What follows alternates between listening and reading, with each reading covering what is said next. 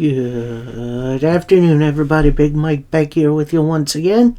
Welcome back to Big Mike Talks, where today I'm going to cover some of the week that was in pro wrestling. So that covers Monday Night Raw, AEW Dynamite, and Impact Wrestling. Now, reason I'm not covering Power is because it was a clip show from Samhain, whatever you want to call it. So that will not be covered. Instead, I'm going to cover these three. I'm going to cover MLW, probably Collision, and then Ring of Honor coming in the coming days. So that leaves us with the start of this with Monday Night Raw. And of course, we start off with a Judgment Day promo. Pretty much running down everything they've done, won their tag titles back, taking out Cody Rhodes last week. And tonight, JD, you're going to show Seth what happens when you don't join Judgment Day. So it looks like we're continuing with that storyline.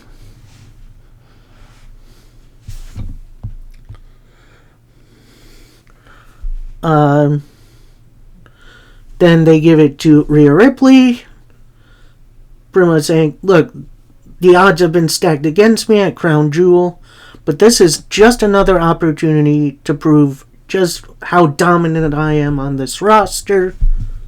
Out comes Sami Zayn, because of course. Judgment Day pretty much saying, look, no one invited you here, so why don't you just go to the back and we'll see you later. And then Sami Zayn fires up, pretty much saying, look, I'm sick and tired of hearing that Judgment Day has all this power just because you have all the titles.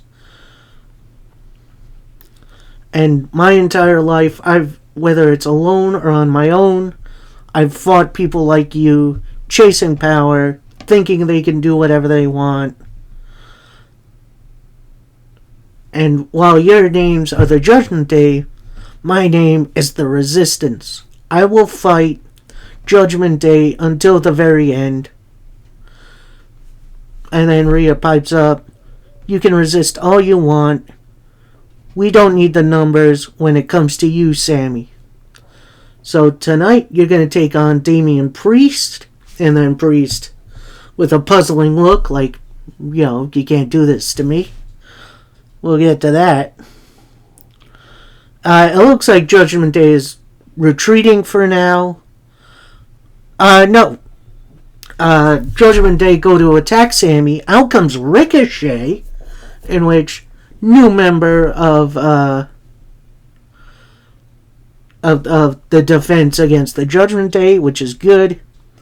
Judgment Day start to retreat, but they come, McDonough and Dom then slide back into the ring, try to take out Ricochet, and then he just pretty much counters everything they got. Which then leads into our first match of the evening, Dominic Mysterio taking on Ricochet, and I'm going to say this. This was not a bad match at all. It was definitely a lot of high flying. Dom, I'm going to say this. I may get a little bit of hate. Dom is coming into his own. Like, he feels more natural than he was tagging under his dad. Near the end, Ricochet goes for the shooting star. Rhea knocks Ricochet off the top rope. Then JD McDonough gets into Ricochet's face on the apron. Dom with a roll-up to pick up the surprise victory. Now that doesn't end there, as JD McDonough tries to brawl with Ricochet, who then eats a super kick, a recoil to Dom Mysterio, and Rhea pretty much saves Dom. So, definitely going to be interesting to see how Ricochet fits into this Judgment Day, this anti-Judgment Day league. Is he going to be added to War Games, which I think could be interesting. Anyway, we got a couple vignettes for DIY as they're tagging later tonight. And also a look at the Fatal 5-Way women's match for Crown Jewel, which I'm pretty excited for. We then go pretty much right into this next match as Alpha Academy take on the debuting on Raw Creed Brothers. And honestly, this is my first time really seeing the Creed Brothers wrestle. I don't really watch NXT these days, so maybe it's time to. And I'm going to say this. Gable and Julius really looked good to start. But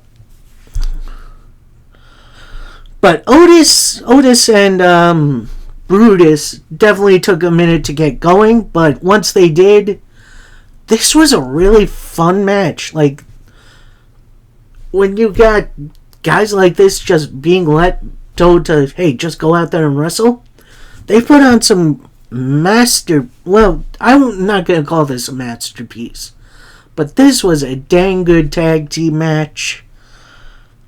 And your winner after the Brutus Ball, in which Julius picks up his opponent on his shoulders, kind of Doomsday Device-ish, and Brutus jumps from the top rope into a ball and hits him off the top for the win. I'm going to say this, keep your eyes on the Brutus brothers, because I think they got it. I think they are definitely a team to look for. And then post-match, all four shake hands, and it's definitely good to see some fresh faces on the main roster. I am a little disappointed they had Alpha Academy lose here, but I'm not too bothered by it.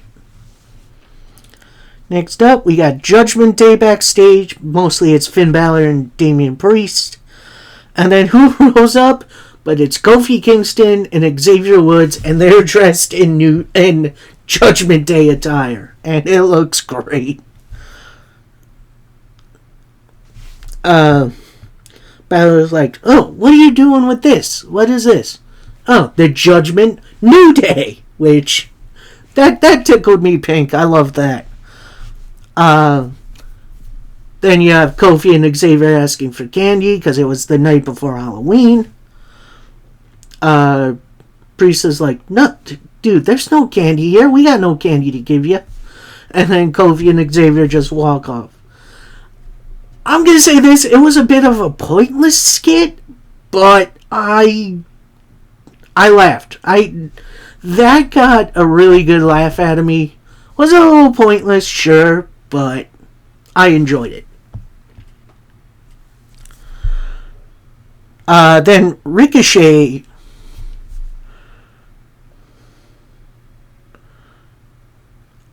Dominic Mysterio rose up, pretty much saying, look, I handled my business with Ricochet, but he still needs to pay. But you two need to focus on Judgment Day business tonight. And Priest, you need to focus on Cody for Crown Jewel. And Priest says, hey, that night I may cash in. Don't know on who yet, but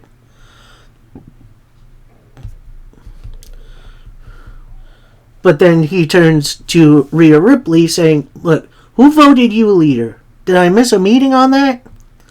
Rhea then says, look, there are no leaders here. We're all equals. And, let's show the world what Judgment Day is all about tonight. We then return to Miz TV, because of course we have to have Miz TV. Although it has been a little while since the last Miz TV, so and his special guest is Gunther, the current longest reigning Intercontinental Champion of all time. Yet Miz introduces him, nothing. Miz tries again, nothing. He then says, look, I don't know what do I do. Do I have to speak German to get him out here?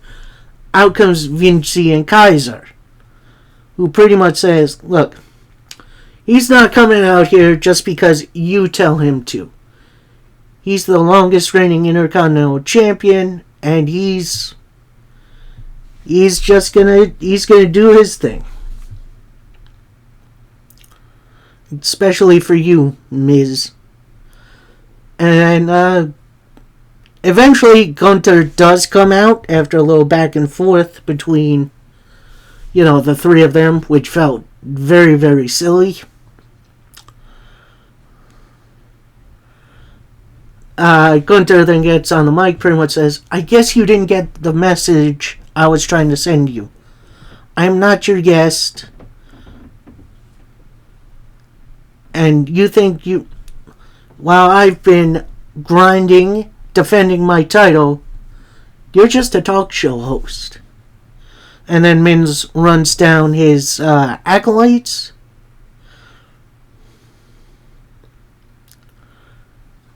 Then Gunther's like, okay, that's impressive. However, when it comes to in between these ropes, I am king, and you're nothing more than a clown.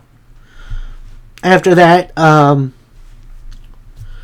Gunther and his boys go to leave. Miz tries to, get one up on Gunther, and then he eats a couple of power bombs, which, I'm going to say this. I am not here for a Miz babyface turn, because WWE have tried it, and it doesn't work.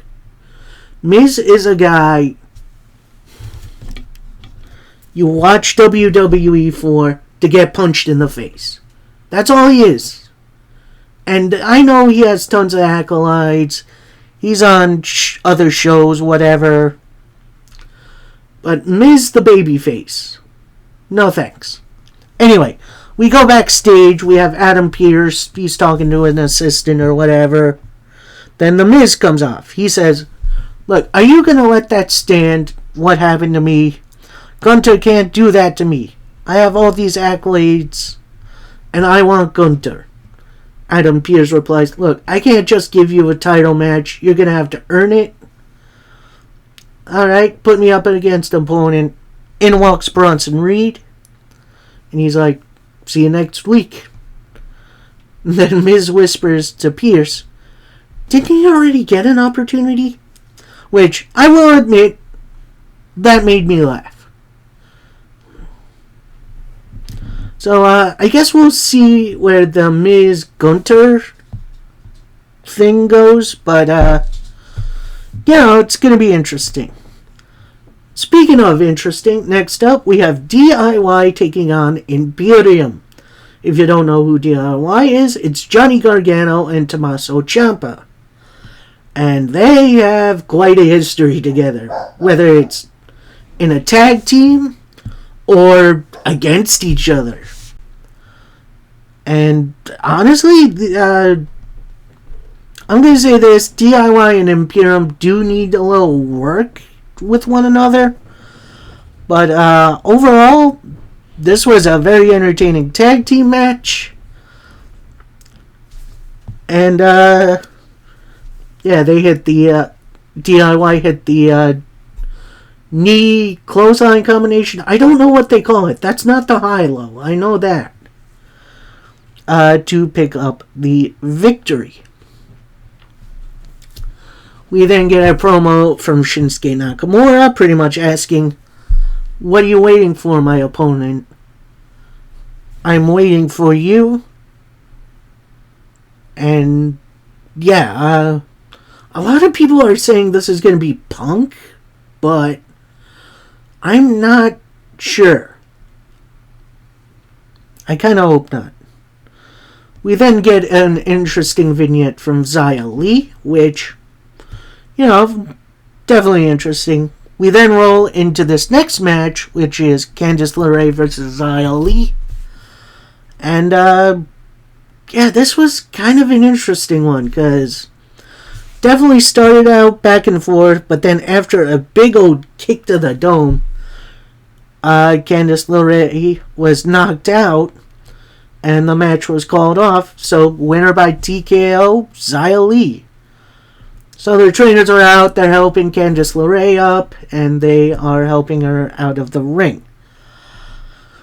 I really hope this is a kayfabe injury and not a real injury, because that's scary. Because I don't want to see any more people get injured. I know it's part of the business, but still. Then we get Sami Zayn backstage. Looks like he's warming up for his match. Jey Uso rolls in. They kind of start to have a conversation. Jey pretty much saying, look, I'm going to get my revenge on Finn Balor soon. But I think in not too long, Cody and I are going to take our shot for the tag titles again. And yeah, then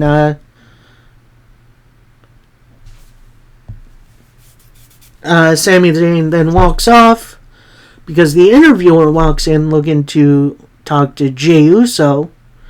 Pretty much saying, look, I'm going to take out the Judgment Day on my time. And while Cody's on the shelf, maybe I look for a new partner. So, we'll see how that goes. We see Candice LeRae sitting on a trainer's table getting ice. She's surrounded by her peers. So, definitely looks like, hopefully it's just a kayfabe injury. We then get one of the more interesting vignettes of the evening from Drew McIntyre, who goes over, him winning the WWE title during the pandemic, carrying the promotion with no fans in attendance, which really sucks for him. But then he turns and is like, look, once fans came back, my run was pretty much over, and I've been trying to scratch and claw my way back in for a while now. And Seth, I'm gonna lay you out and take your title. Holy cow! I am surprised WWE went this real with us, because so far no one has really mentioned the pandemic yet in storyline, which bravo for WWE for taking a little chance. I like that, and taking what I think is probably Drew's real feelings to heart. This is interesting. This is good. We then get a Seth Rollins in-ring promo, pretty much saying, "Oh, you lost one during a tough time for everyone else. Boo freaking who?" And which, dude, you're a babyface. What are you doing?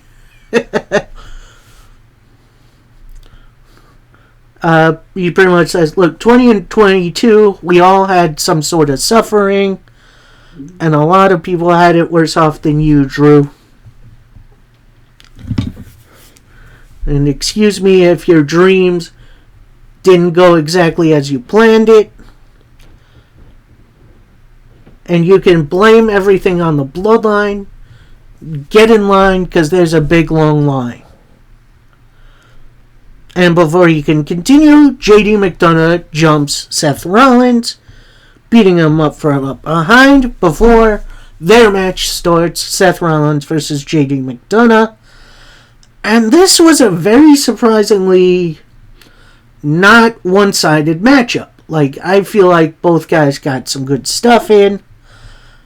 Seth going for the pedigree and the stomp a couple of times, but JD has it scouted out.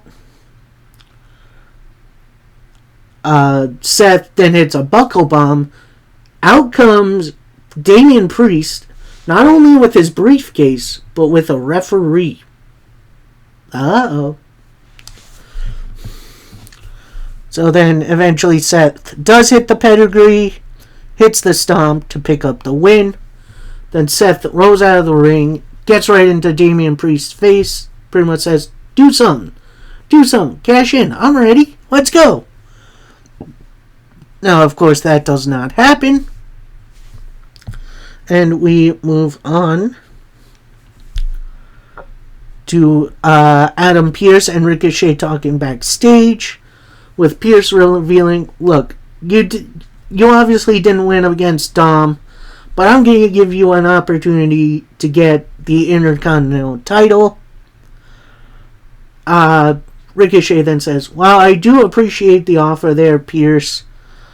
I still got issues with Dom. This brings out Chelsea Green and Piper Niven, who Green pretty much says, really? A trick or street fight?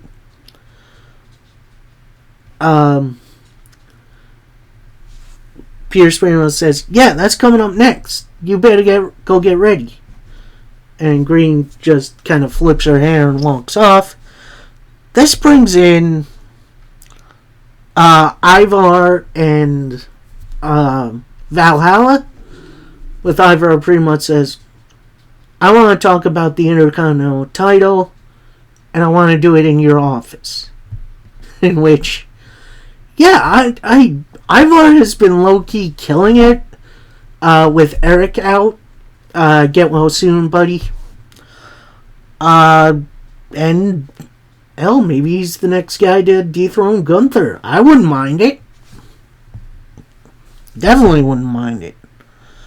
We then get an interview from Becky Lynch, who's pretty much saying, look, yeah, I'm a little lighter on the waist, but I'm still the man. And I'm looking, and she puts over her opponent, Lila Valkyria. I hope I said that right. Pretty much saying, look, losing won't keep me down. I'm the catalyst for change. And I don't need a title. The title needs me. Xia Li then interrupts, pretty much saying, with Becky saying, what are you doing here? Oh, do you finally want that fight? We can go right now. Xia Li then replies, no fight. On my time. And then walks off. Like, Xia, she lost the title already. You missed your opportunity. What now? Just fight her. Let's just get this done. Let's go. We then roll right into the trick or street fight between Natalya and Chelsea Green, and yeah, it was pretty much as lame as you think it is. Like, you had Candy Cane Singapore canes. They used candy canes as thumbtacks, tables. At one point, you had 3 pumpkins set up on a table near the announce table. Chelsea Green picks up one. No. Picks up the third one. No. Picks up the middle one. It's hollow. And Nikki Cross is just sitting there staring. Anyway, I don't know. Eventually, Natalya gets Green into the sharpshooter, but Piper Niven breaks it up. And then Green with the unpretty her for the victory. This was, I'm going to say this, Shida and Abaddon did it way better on Collision in Mohegan Sun. This was lame. Like, it felt like these two were just going through the motions just cause. That didn't feel like a rhyme or reason for this to be a trick or street fight. But I don't know. It felt kind of lame. We then get a Rhea Ripley vignette, pretty much saying what she's been saying about the Fatal 5-Way for Crown Jewel. We then go right into our main event, and it's Damian Priest taking on Sami Zayn. And it starts out really good, but then it kind of gets to second gear, and then it kind of stalls. Like, they're countering, they're doing whatever it takes to put each other down. Then JD McDonough comes out, because of course he does. He distracts the ref. Dom then hits Sami Zayn with his title. This brings out Jey Uso, who takes out Dom and Finn. And then Jey Uso hits a super kick on Priest, which causes the DQ. Then the Judgment Day jump Sami Zayn and Jey Uso, brawling on the ringside. Out comes Cody Rhodes, limping to make the save. JD McDonough saves Priest from a Helluva Kick, but then eats one himself. Then we get a couple of crossroads into the table. And then Cody picks up a microphone, in which, okay, what do we got here? He calls Damian Priest a follower. And when you think it's someone else, it's always back to me. I'm back on my path, and I'm going to go straight through you. Interesting little promo from Cody at the end. I do wish this match had a definite finish other than DQ. But overall, I think Raw was pretty okay. Like, there was nothing really offensive about it, but there was some stuff that didn't really hit. Like Miz Babyface, Tricker Street Fight, no thank you. That main event, while solid in wrestling, I think it needed a finish. But overall, kind of middle of the road Raw. Was kind of hoping for a little bit more from them for their go home to Crown Jewel. But, no, it is what it is. So that is that. We then roll right into AEW Dynamite. No power this week, obviously. It was pretty much a clip show from the pay-per-view. So we roll right into an MJF interview, where he pretty much reveals, look, I got a list of everyone on the roster. I'm going to go door to door and see who I can recruit. But before that, I'm going to get a little insight from Adam Cole, who is on video chat, which it's good to see him. With Adam Cole pretty much says, I'm proud you've become the longest reigning AEW champion. While I wish I could be there with you, I think you should consider Joe's offer. And that gets a little eye roll from MJF. He then promises, I'm going to keep these Ring of Honor tag titles safe for us until you can come back.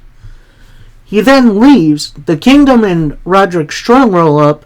Adam! Can you believe this guy?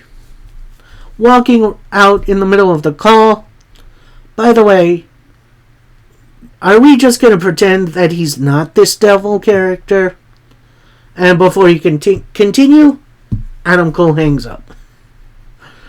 Adam Cole really does know comedic timing. Like, he's one of the best. We then go right into our first match of the evening, and it's for the international title, as Orange Cassidy takes on Claudio Castagnoli. Now, Castagnoli is obviously out for revenge on Orange Cassidy, because he and Okada took out Bryan Danielson. So he's going to try to take out Cassidy and maybe take his title as well. this match was a lot of fun to watch. Like, this was, while maybe not a match of the year candidate, it was really, really good. At one point, Cassidy goes for the beach break. That gets countered into a big swing, which, dang. At one point, both Hook and Yuta come out, and they, get each other's faces for a little bit. Ref throws him out.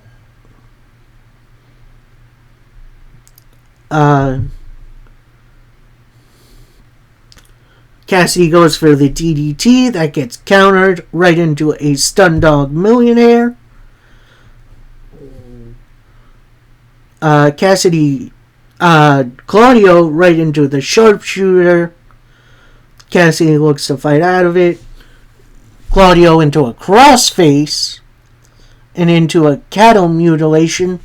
That gets countered into a roll-up for a 2 count.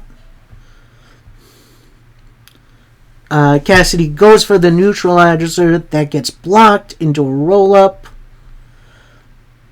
Cassidy with the orange punch. A beach break only for a 2.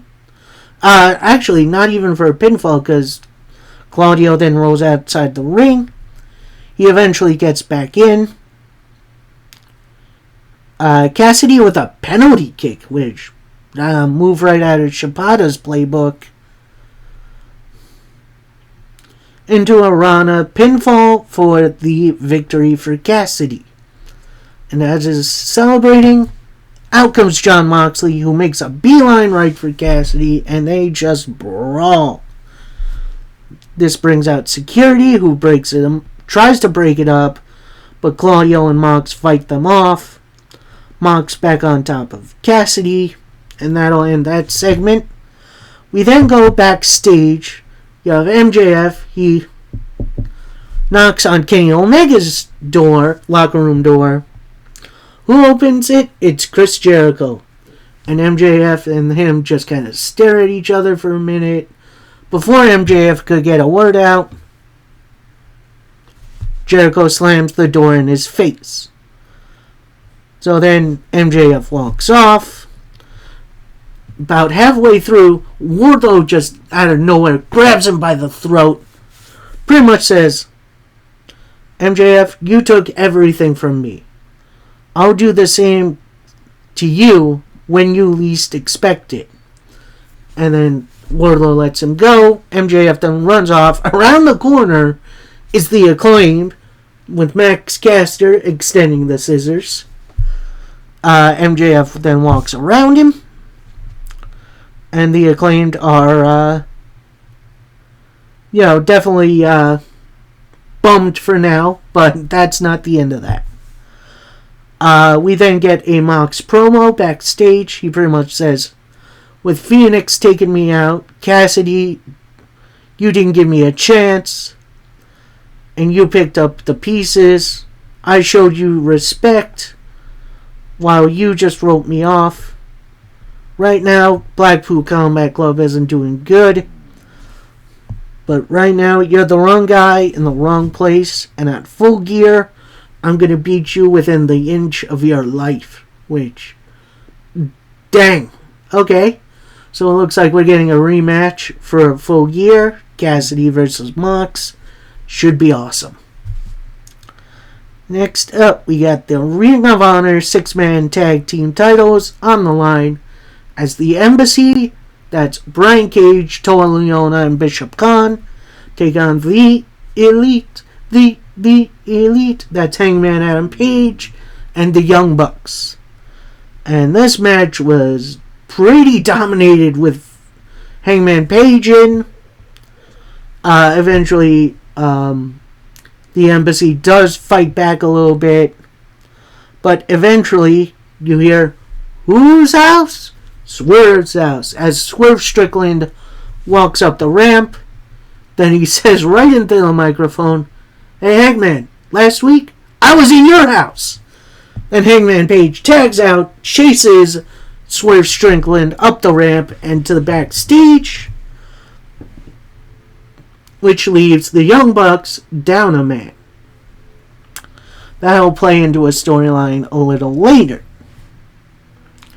And yeah, this was pretty much the Embassy pretty much dominating the Young Bucks, including a double flatliner, I guess that move is. It wasn't open the gates, that's for sure, to pick up the win and become two-time Ring of Honor 6-man tag team title champions.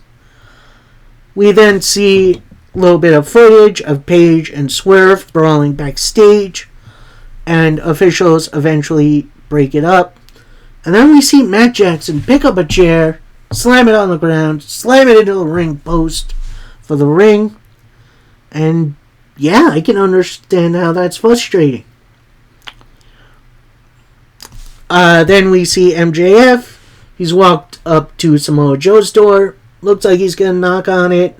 Decides not to. Walks off. And he runs into the Acclaimed again, who have a big sign, "Pick us." In which MJF just walks away. We then get an in-ring interview from Adam Copeland. Thanks Tony Khan for the opportunity here. He says, "Last week Sting got in my face, and we go a long way back. We've had the same injuries, and it does sound like I'm a sounding board for another. Darby is the foundation of this industry, and they've asked me to team with them at Full Gear. Now out comes the new Christian Coalition. I'm going to call them that from now on. So that's Christian Cage, Luchasaurus, and Nick Wayne. With Cage pretty much saying, look, Adam, before you give your answer, I'm going to paint a picture. I'm going to retire Sting at Full Gear. And while there's obviously Darby hasn't been around lately, I'm going to remind you of your neck problems, and I'd hate for turning this fairy tale of yours into a nightmare. Now either back down or I'll snap your neck. Boys, let's give them a preview of what's going on." So Nick Wayne and Luchasaurus go to attack Adam Copeland. Adam fights them off for a little bit. Christian Cage joins in. Nick Wayne hits a Wayne's World, which, that was an awesome hit. Nick Wayne then gets a couple of chairs. They're looking to do the concerto to Mr. Copeland. Out comes Sting and Darby Allin to make the save. Does look like Nick Wayne is getting the upper hand on Sting, who rolls right into a spear from Copeland. Copeland then gets on the mic. "Huh? You're gonna snap my neck? I'm gonna beat your ass. Sting, Darby, you need a partner at Full Gear? Well, I'm your man." And they shake hands. Which, nice little easy thing. Copeland will obviously be protected in the multi-man. It's still crazy that Edge is in AEW. Like, that's nuts. We then get the next Tony Khan announcement, where he pretty much announces that tickets for next year's All In London are going to be going on sale December 1st, but you can sign up for that sale starting now. I'm going to say this. I understand that, yeah, that's definitely a big announcement, and it's good to let your fan base know when this stuff is happening. This could have been a tweet. Like, I'm sorry, this does not constitute a really big announcement. Like, I wasn't expecting a talent announcement or anything like that. But give us something with a little bit more substance. Something we don't overhype ourselves on and then get let down. We then move right into a tag team match playa. as Matt Menard and Angelo Parker, formerly of the Jericho Appreciation Society, take on Chris Jericho and Kenny Omega. This was an interesting matchup, I guess. Like, I can tell right now Jericho's going through some stuff or whatever because he does not look as crisp as he used to. Like, he definitely hits the moves and he sells really good still, but it feels like he's going through the motions.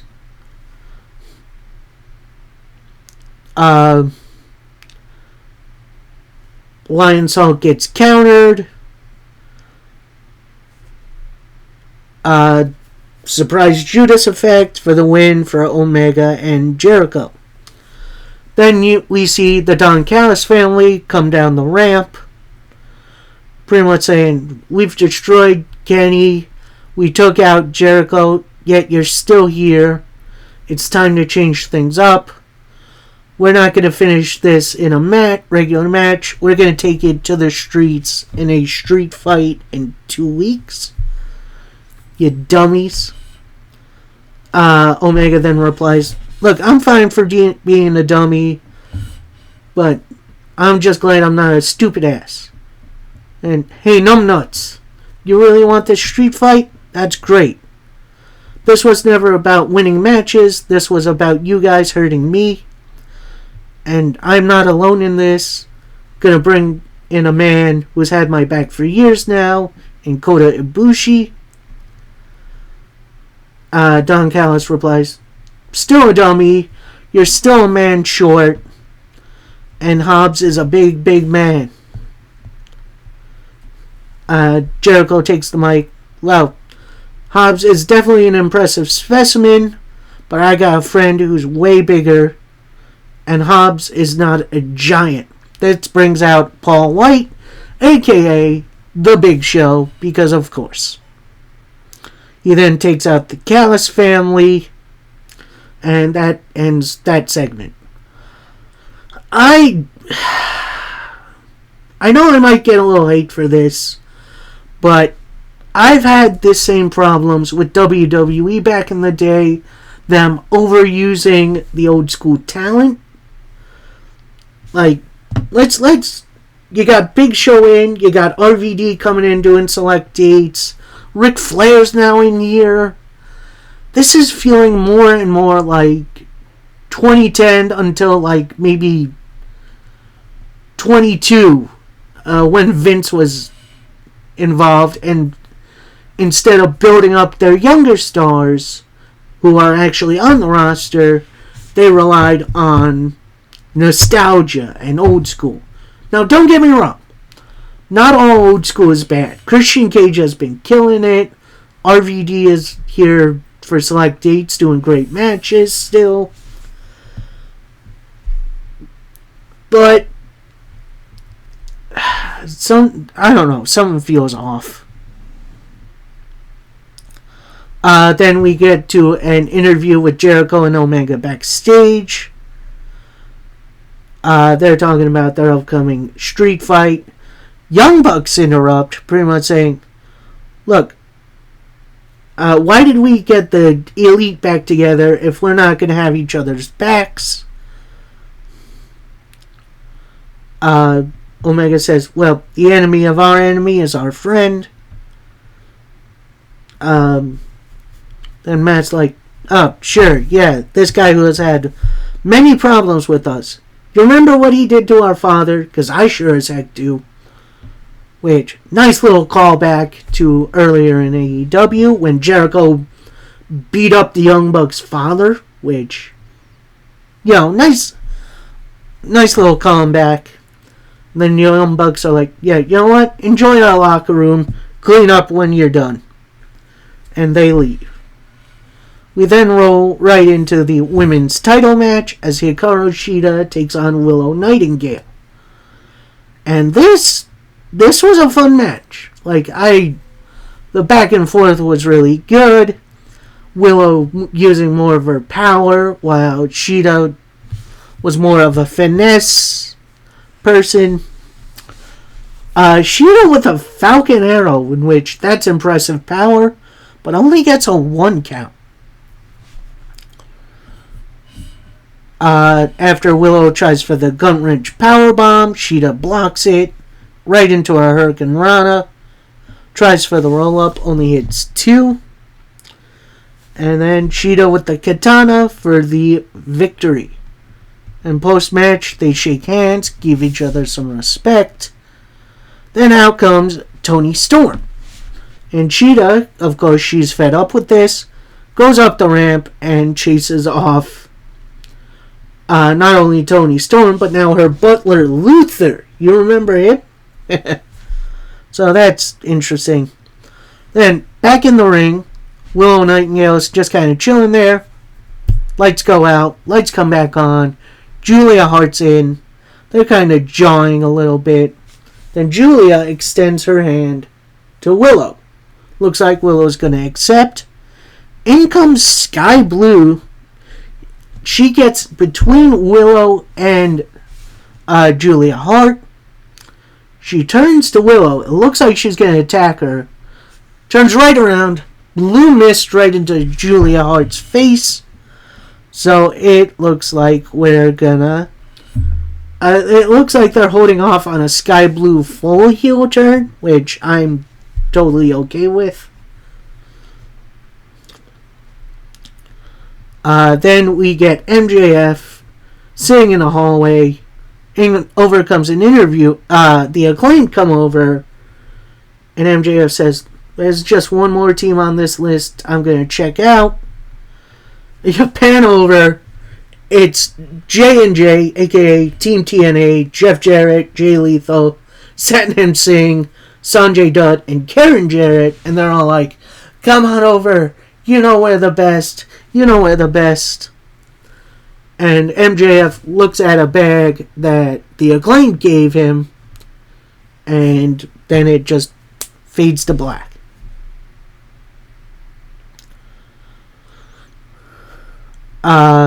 Then we get backstage. Roderick Strong calls up Adam Cole. Pretty much says, "Adam, look, why didn't MJF ask us to tag with him?" And goes on and on and on. Adam Cole then chimes in and says, "Hey, Strong, shut the heck up." Click. And honestly, that got a little pop out of me. I'm still of the mind that the devil character is Adam Cole, and we'll see that revealed sometime soon. But that was a good little moment from Adam Cole. We then go into our main event, an 8-man tag team match, where if MJF and his partners win, MJF gets his title belt back from Jay White, who stole it pretty recently. So we got Bullet Club Gold, that's Jay White, Juice Robinson, and the Guns, taking on MJF, and who do you think it is? It's Anthony Bowens, Max Caster, and Billy Gunn, the Acclaimed. And while the match was honestly really good back and forth between all 8 of these guys, the story of the night was Max just kind of messing with MJF, trying to get him to scissor him all night, which, that was funny. At points you see the Acclaimed getting beat up by Bullet Club Gold ringside. That leaves MJF alone. He tries to fight him off, but the numbers are too much. MJF does hit a kangaroo kick, which that'll always pop me. But then Jay White with the Blade Runner for the victory. So that means, looks like Jay White's going to hang on to the title. Jay White has the AEW World title. Looks like he's about to hit Max. Goes MJF. Max Caster pushes him out of the way and takes the shot himself. Bullet Club Gold then bail.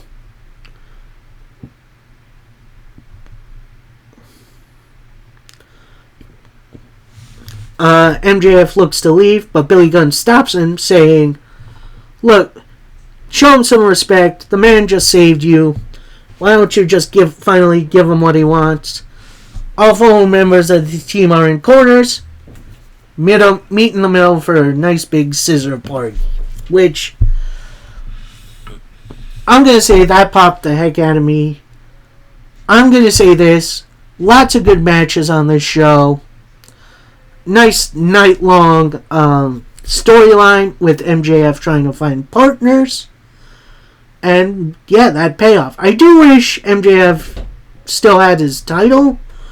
But, overall, we'll see what happens at Full Gear. So, that is it for AEW. Then, last but not least, it's Impact Wrestling. And they're coming to us from Glasgow, Scotland. Now, obviously, this was pre-taped from like a week ago when Impact went on tour over in the UK. And we start off with the Glasgow Cup Finals. So, apparently on this tour, Impact had a big old tournament. And participants in the finals, you have Joe Hendry taking on Frankie Kazarian. And this was a white-hot opener. This was great action, bell to bell. But your winner via the roll-up, the headlock takeover, which old MJF move, that's Joe Hendry. And post-match, Scott D'Amore presents Joe Hendry the Glasgow Cup, which it's pretty much some generic trophy. Next up, you got a promo with Purrazzo, Moose, and Brian Myers. With Purrazzo pretty much taking the lead, saying, "Look, this match tonight is a warm-up match, because tomorrow, Trinity, I'm coming for that title, where I'll become a 4-time Knockouts champion." Which, nice, super easy promo from the challenger. Then we get a Joe Hendry promo backstage. Pretty much saying, it's been a hell of a year for me. I was a champ for a long time.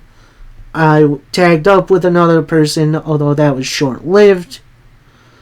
It is more than clear I belong at the top here of Impact.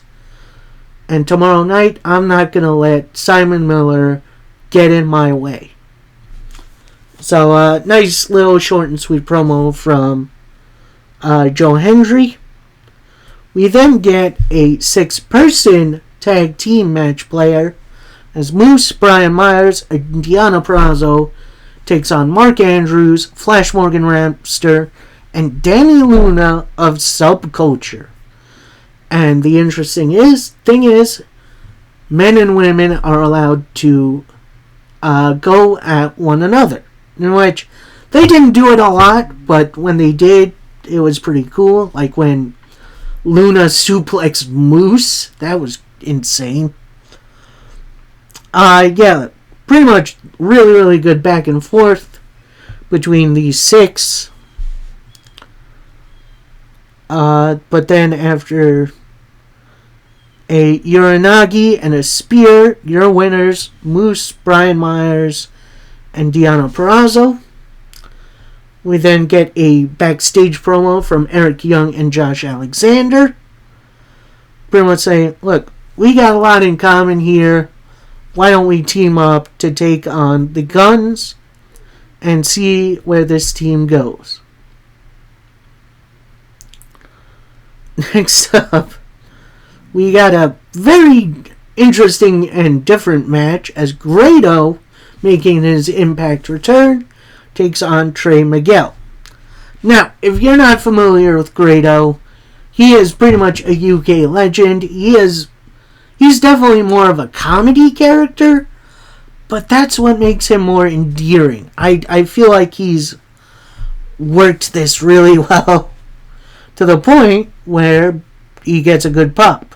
Oh, and he comes out to Little Prayer as his theme music, which always gets the crowd singing. Anyway, like I said, it starts off more as a comedy match. Grado dodging Trey Miguel's moves, but then he gets in some of his own. They go ringside eventually. Credo with the bionic elbow a la Dusty Rhodes. Goes for the roll and slice, which I don't know what that means, but that gets countered into a super kick, which, dang, that was gnarly. Grado goes for the wee boot. That gets caught. Couple knee strikes. A roll-up try for a 2 count. A kick into a wee boot for the win for Grado. It's great seeing Grado back on Impact. And hopefully this isn't the end for Grado in this company, because I think he should come back. We then get an Eddie Edwards promo comparing him to Will Ospreay and their respective journeys. We're both former champs in Japan, but Impact is my world. I'm the best of the best, and you haven't beaten me. And things here are different. We then roll right into our semi-main event, as it's Trinity taking on Emerson Jane. I am not super familiar with Emerson Jane, but it did feel like she showed out a bit in this match. There was definitely some interesting back and forth, but ultimately, your winner after a Baldo bomb, which is kind of a sit-out senton, it's Trinity. So then post-match, we get a promo. I'm off to Turning Point tomorrow to defend my title against Purrazzo. And it'll be the last time she can make a challenge for the Knockouts title. And I'm going to make her feel the glow. Which, nice little promo from the champion. We then go right into our main event of the evening, as Alex Shelley and Chris Sabin, the Motor City Machine Guns, take on Josh Alexander and Eric Young, which I will now be referring to as Team Canada. And yeah, this match was really, really good. Although about halfway, it definitely looked like Shelley landed on his leg wrong. His knee buckled a little bit. He did continue the match, but you can tell he was in pain. So the rest was up to Sabin.